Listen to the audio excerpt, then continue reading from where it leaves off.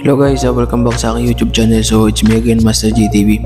So for today's video guys, ayan, may panibago na naman tayong tutorial o tip na ipapamagi sa inyo.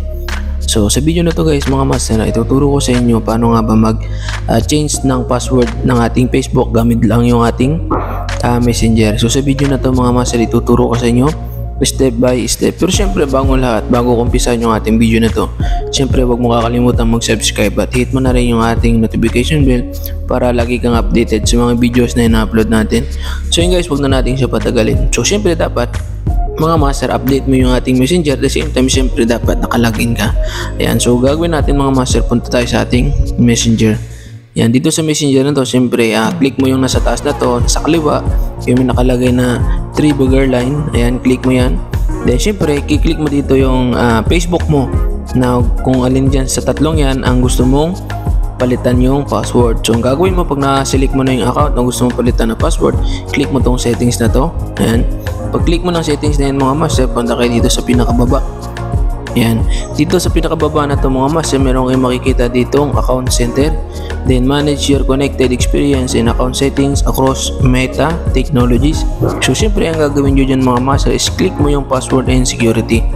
Ayan, pag click mo nyan, syempre ito yung lalabas, account center. So ang gagawin nyo mga master is meron kayong makikita dito sa account settings, meron nakalagay na account, personal details, password and security, your information and permission, then add preferences, then payment. So syempre kiklik natin mga master yung password and security kasi nga mag-change tayo ng password. Ayan, click natin yan.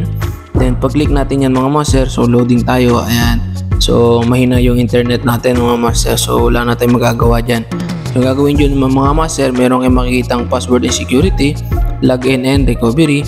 So gagawin nyo mga master, since sa video na to tuturo ko nga ayan ang about dan sa pagpalit ng password. So hindi nyo na kailangang pumunta ng Facebook para sa settings nya para doon kayo magpalit ng password. Sa messenger mga master, easy way lang, madali lang, wala na kayo ibang hanapin, ganun lang yung gagawin natin. So ang gagawin mo syempre, change password natin. Since ito yung ating nasa topic, change password mo. Ayan, then dito sa change password mga master, click mo yung Facebook mo.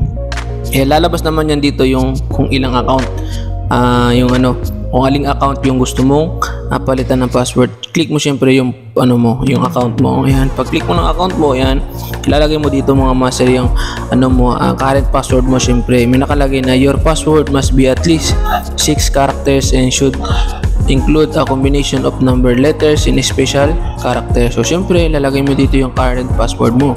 Then paglagay mo ng current password mo, syempre yung new password mo. Ayan, new password syempre yung bago mong password. Ayan, then i-retype mo ulit yan. So pag na-retype mo na yung mga master, syempre ang gagawin mo dyan mga master is yung change password. Ayan, pag nalagay mo yung change password, automatic mag-change na yung ating pinaka password sa ating Facebook. Ayan, so yun mga master, napakadali lang, simple way lang para magpalit ng ating password sa ating Facebook. Ayan, so yung mga master, hanggang dito na lang. Maraming salamat. Alright.